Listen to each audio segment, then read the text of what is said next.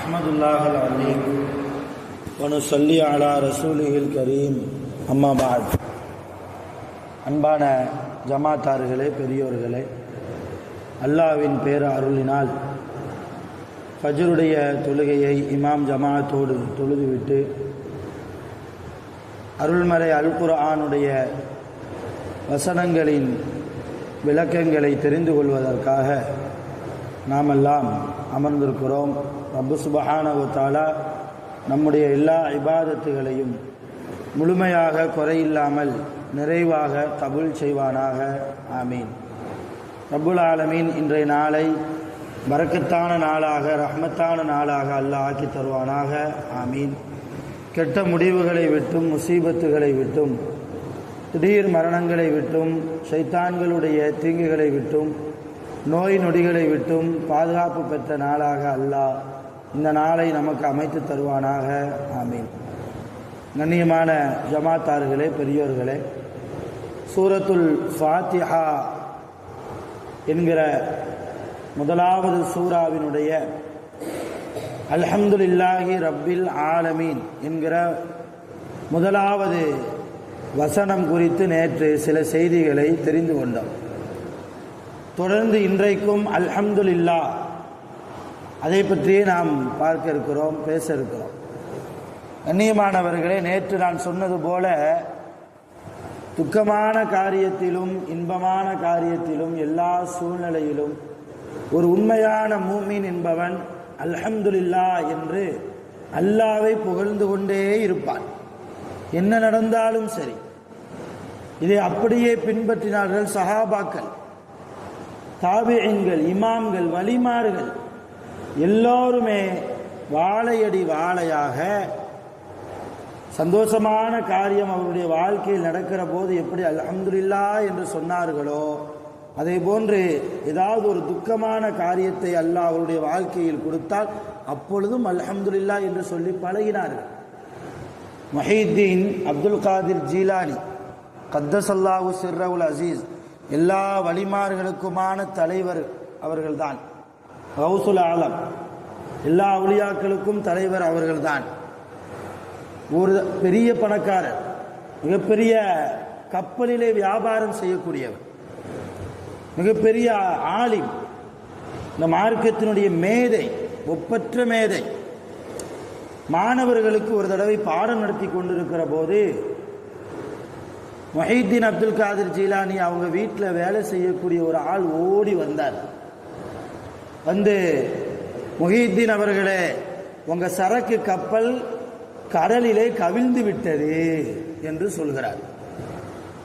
கடலிலே வந்து கொண்டிருந்த உங்களுடைய சரக்கு கப்பல் கடலிலேயே கவிழ்ந்து விட்டது. முஹித்தீன் அப்துல் காதிர் ஜீலானி கத்தஸல்லாஹு சிர்ரவுல் அசீஸ் அவர்கள் இந்த செய்தியை கேள்விப்பட்டதும் தலையை கொஞ்சம் சற்று தொங்க போட்டுக்கொண்டு அல்ஹம்துலில்லாஹ். யாருங்க சொல்ல முடியும்? எல்லா லாபமும் போயிருச்சு, எல்லா பொருளாதாரமும் போயிருச்சு, கப்பல் கடல்ல அப்படியே கவர்ந்து போய்விட்டது என்கிற செய்தி. இன்னா லில்லாஹி வ இன்னா இலைஹி ராஜிஊன் தானே சொல்லணும். ஆனால் முஹித்தீன் அப்துல் காதிர் ஜீலானி அந்த நேரத்தில் அல்ஹம்துலில்லாஹ் சொன்னாங்க. மாணவர்கள்லாம் இருக்கிறாங்க, சபையில் பாடம் படிச்சுக்கிட்டு இருக்கிறாங்க. அவங்களுக்கு ரொம்ப ஆச்சரியம், என்னடா நஷ்டமாகி போச்சு, அல்ஹம்துலில்லாஹ்னு ஹஸரத் சொல்றாங்களே. ஒரு விதமான ஒரு சந்தேகம் எல்லா மாணவர்களுக்கும் வந்துருச்சு. மறுபடியும் பாடம் நடத்த ஆரம்பிக்கிறாங்க. கொஞ்ச நேரம் கழிச்சு முதல்ல வந்தவரே மறுபடியும் ஓடி வர்றார்.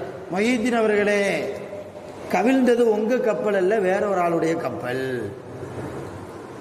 இந்த செய்தியை கேள்விப்பட்டது முஹித்தீன் அப்துல் காதிர் ஜீலானி கத்தஸல்லாஹு சிர்ரவுல் அசீஸ் அவர்கள் மறுபடியும் கொஞ்ச நேரம் தலையை கீழே அப்படி தொங்க போட்டு அல்ஹம்துலில்லாஹ்னா. இப்போ துக்கமான செய்தி வந்ததுக்கும் அல்ஹம்துலில்லாஹ், சந்தோஷமான செய்தி கிடைச்சதுக்கும் அல்ஹம்துலில்லாஹ். இது பக்கத்தில் இருந்து பாடம் படிச்சுக்கிட்டு இருந்த மாணவர்களுக்கு ஒரு சந்தேக கேள்வியை ஏற்படுத்தியது. அப்போ சில பேர் வந்து கேட்டாங்க, உஸ்தாத் அவர்களே, ஷேக் அவர்களே, உங்க கப்பல் கவிழ்ந்து போய்விட்டது என்றுதான் அவர் முதல்ல வந்து சொன்னாரு, அதற்கும் தாங்கள் அல்ஹம்துலில்லாஹ் என்று சொன்னீர்கள். கவிழ்ந்தது உங்க கப்பல் அல்ல, வேறொரு ஆளுடைய கப்பல் என்று இரண்டாவது செய்தி வந்தது. அதற்கும் அல்ஹம்துலில்லாஹ் என்று சொன்னீர்களே, இந்த ரெண்டு அல்ஹம்துலில்லாஹ்க்கு என்ன காரணம்னு கேட்டாங்க. கேட்டது யாரு? மாணவர்கள். இப்போ முஹித்தீன் அப்துல் காதிர் ஜீலானி எந்த அளவு தன்னுடைய நஃப்ஸை கட்டுப்படுத்தி இருந்தார்கள் என்பதற்கு நான் சொல்கிறேன். அதே நேரத்தில் துக்கமான காரியத்திலும் கூட, துக்கமான செய்தி வருகிற போதும் கூட அல்லாவை மறக்காத நல்லடியார்களாக வாழ்ந்திருக்கிறார்கள் என்பதற்காகத்தான் இந்த சம்பவத்தை நான் உங்களுக்கு உதாரணமாக எடுத்து சொல்கிறேன்.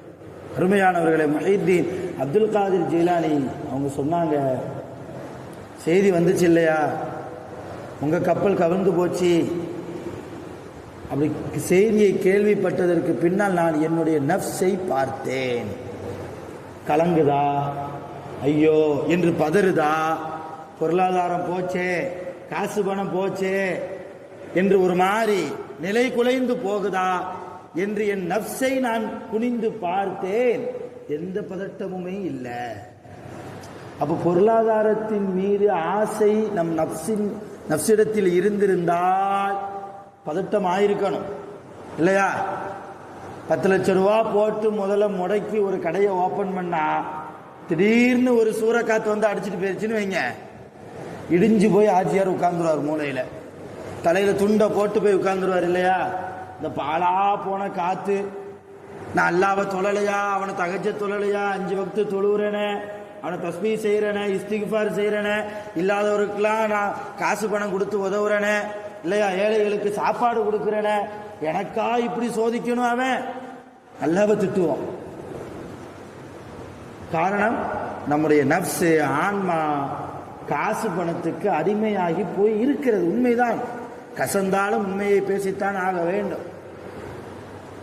அதைத்தான் முஹித்தீன் அப்துல் காதிர் ஜீலானி அவங்க சொன்னாங்க, என் நஃப்ஸை நான் உற்று பார்த்தேன். பொருளாதாரம் போய்விட்டதே என்று கலங்கப்படுகிறதா? இல்லை. எந்த விதமான கலக்கமும் என்னுடைய நஃப்ஸிடத்திலே இல்லை. அப்போ பொருளாதாரத்தின் மீது, காசு பணத்தின் மீது ஆசை கொள்ளாத நஃப்ஸை அல்லாஹ் எனக்கு தந்திருக்கிறானே, அவனை புகழ வேண்டாமா? அதனால்தான் அல்ஹம்துலில்லாஹ் என்று சொன்னேன். சரி, இரண்டாவது, கவிழ்ந்தது உங்க கப்பல் அல்ல, வேறொரு ஆருடைய கப்பல். அப்போதும் நான் எதுக்கு அல்ஹம்துலில்லாஹ் சொன்னேன் தெரியுமா? இந்த நஃப்ஸ் சந்தோஷப்படுதான்னு பார்த்தேன். அப்பாடா, நம்ம காசு தப்பிச்சிச்சு, நம்ம சொத்து பத்திரமா வந்துருச்சு என்று சந்தோஷப்படுதா என்று என் நஃப்ஸை மறுபடியும் நான் பார்த்தேன். அப்பொழுதும் என் நஃப்ஸ் என்ன செய்யல, சந்தோஷமும் படல, துக்கமும் படல. பொருளாதாரத்தின் மீது போகாத நஃப்ஸ் என்னுடைய நஃப்ஸாக அல்லாஹ் எனக்கு தந்திருக்கிறான் என்றால் நான் அல்லாஹ்வை புகழணுமா இல்லையா? எப்படிப்பட்ட சீதேவிகளாக நம்முடைய முன்னோர்கள் வாழ்ந்திருக்கிறார்கள். அருமையானவர்கள், அவங்களும் லா இலாஹ இல்லல்லாஹ் முஹம்மது ரசூலுல்லாஹ் என்கிற கலிமாவை சொல்லி முஸ்லீமா வாழ்ந்தவங்க தான். நம்ம எப்படி தொழுகிறோமோ அதே மாதிரி அவர்களும் தொழுதவர்கள் தான். நம்ம எப்படி மூமினா முஸ்லிமா இருக்கிறோமோ அதே போன்று அவர்களும் மூமினாக முஸ்லிம்களாக இருந்தவர்கள் தான். இருந்தாலும் அவர்கள் ஒரு உயர்ந்த இடத்தை பிடித்திருக்கிறார்கள் இந்த மார்க்கத்தில் என்றால் காரணம், அல்லாஹ்வை முழுமையா வழங்கினாங்க. எல்லா நேரத்திலும் அல்ஹம்துலில்லாஹ். அல்ஹம்துலில்லாஹ்வுக்கு நிறைய சிறப்புகள். இவ்வளவு பெரிய சிறப்புகளை தந்த ரப்புல் ஆலமீன் சூரத்துல் ஃபாத்திஹாவுடைய ஆரம்பத்திலேயே அல்ஹம்துலில்லாஹி ரப்பில் ஆலமீன் என்று தன்னை புகழ்ந்து என்ன செய்கிறான், அந்த சூறாவை ஆரம்பிக்கிறான். நான் நேற்று சொன்னது போல புகழுக்கு சொந்தக்காரன் அல்லாஹ்வை தவிர வேறு யாரும் கிடையாது. உலகத்தில் ஒரு மனிதன் இன்னொரு மனிதனை புகழ்கிறான் என்றால் ஏதாவது ஆதாயம் இருக்கும். இந்த மனுஷரை புகழ்ந்தா ஏதாவது காரியம் நடக்குமே, அதுக்காக வேண்டி புகழுவோம் இல்லையா? ஒரு நல்ல பேர் கிடைக்குமே, அவர் மனசுல ஒரு இடம் கிடைக்குமே, நாளைக்கு இக்கட்டான சூழ்நிலை என்று வருகிற போது அவர் நமக்கு உதவ மாட்டாரா என்கிற ஒரு சுயநலத்தோடு நாம் அவரை புகழுவோம். இதுதான் நம்முடைய புகழ். ஆனால் மங்கா புகழுக்கு சொந்தக்காரன் அல்லாஹ் மாத்திரம்தான். எல்லா நேரத்திலும் சங்கையான ஜமாத்தார்கள் அல்லாஹ்வை நாம் புகழ வேண்டும். தொடர்ந்து அடுத்த வசனத்திலிருந்து நாளையிலிருந்து நாம் பார்ப்போம். குர்ஆன் என்பது நம்முடைய வாழ்க்கையின் வெளிச்சம். குர்ஆனில் அல்லாஹ் ஒவ்வொரு ஹர்ஃபையும் கூட, அலிஃப் என்ற வார்த்தையை கூட அல்லாஹ் பல அர்த்தம் இல்லாமல் வைக்கவில்லை, சொல்லவில்லை.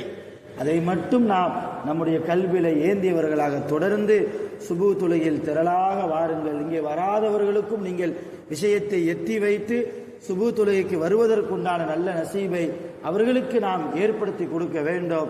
தொடர்ந்து இங்கே கியாமத் நாள் வரைக்கும் ஒரு பெரிய நியத்து வச்சிருக்கிறோம். இன்ஷா அல்லாஹ் 30 ஜுஸையும் நம்ம முடிக்கணும். முடிக்கலாமா?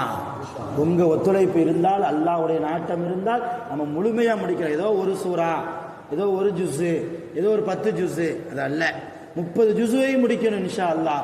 தொடர்ந்து நியத்து வைப்போம். அல்லாஹ் நம் அனைவர்களுக்கும் அருள் புரிவானாக. وآخر دعوانا أن الحمد لله رب العالمين. سبحان الله وبحمده سبحانك اللهم وبحمدك أشهد أن لا إله إلا أنت أستغفرك وأتوب إليك. آمين. سبحان ربك رب العزة عما يصفون. السلام عليكم ورحمة الله وبركاته. صلى الله على محمد صلى الله عليه وسلم. صلى الله على محمد صلى الله عليه وسلم. صلى الله على محمد يا رب صل عليه